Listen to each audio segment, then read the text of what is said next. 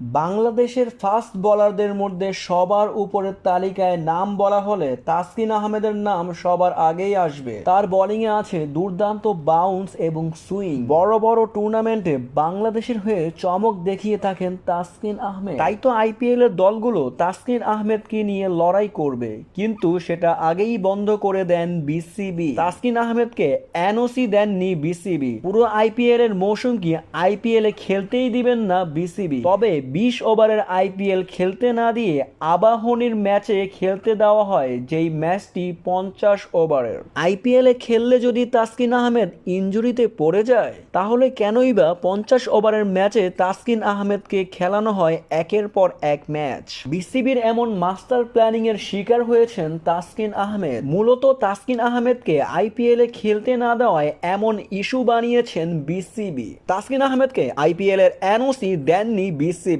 অন্যদিকে মুস্তাফিজুর রহমান এত ভালো পারফরমেন্স করেও আইপিএল এ খেলতে পারবেন না পুরো মৌসুম। 1 মে পর্যন্ত খেলতে পারবেন এই কার্টার মাস্টার। তাকে আইপিএল থেকে নিয়ে আসা হবে বাংলাদেশে জিম্বাবুয়ে সিরিজ খেলার জন্য। তবে কি এবার মুস্তাফিজও বিসিবির মাস্টার প্ল্যানিং এর শিকার হলেন? আরও জানতে এই চ্যানেলটিকে এখনই সাবস্ক্রাইব করুন।